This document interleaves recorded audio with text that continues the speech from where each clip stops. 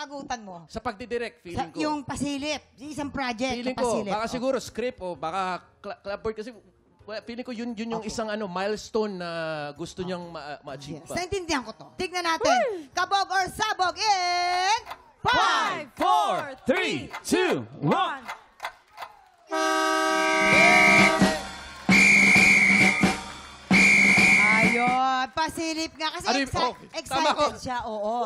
Kasi bilang siya yung director, at siya din yung producer nito. Okay, eto na ang iyong pangalawang Sang Talong! Sang Sabog! Sa podcast ng mag-asawang Micael Daez at Megan Young, ay inamin ni Megan na minsan niyang pinagselosan si Andrea Torres. Ano ang ginawa ni Micael at nagselos si Megan? A. Binilhan ni Micael si Andrea ng mamahaling cake. Or B. Isinabay ni Micael si Andrea sa kanyang sasakyan. Yes. Eto yan. Alam ko yan. Dahil ako mismo yung bumili ng cake na to. Oo. Cake yun. Nagalit. Nung pagkabigay ng cake, binigay din kay Alex Gonzaga. Now, Jason. Hindi. Ito talaga nangyari dyan. Taping sila.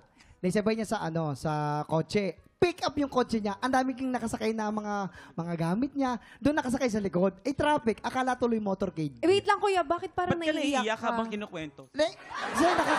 Personal eh. Nakakayak naman talaga yung Okay, nangyari. kwento mo sa amin. Ano ba yung mga nangyari talaga? Para may hugot. Ayun nga, parang motorcade. Tapos may nakapag-video na ibang tao na ipost sa My Day. Nakita ni ni Megan Young. At nagalit siya. Ako, hindi mo ko minomotorcade. Bakit si Andrea minomotorcade mo? Kaya ka Ayun, doon nagselos. A. Binilhan ni Micael si Andrea ng mamahaling cake. Or B. Isinabay ni Micael si Andrea sa kanyang sasakyan. Ano magiging kasagutan mo? Cake na lang. Cake na lang. Sige, tignan natin. Binilahan daw ng cake, kaya nagselo si Megan Young. Tignan natin, kabog or sabog in 5, 4, 3, 2, 1. Nagulat po, mga kababayan. Sorry. Yun na nga. Sabi ko sa'yo, motorcade Isinabay niya sa sasakyan. Kaya ka pala naiiyak. Tama ang sagot mo. Naiiyak ako para sa kanya, Kate. Ay, thank you. Fairness, may flavor Oo Masarap. At saka yan yung pa-welcome back namin sa'yo, to. Ayun welcome! Ibig Kamusta sabihan naman niya, daw ang Buwisit Blaster? Kamusta experience? Napagsabog ng blessing sa'yo. Kumusta yan? Yay! Thank you.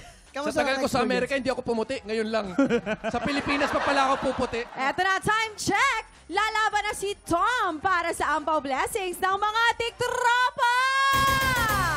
Hali-hali-hoy na po sa pagbabalik ng TikTok Love!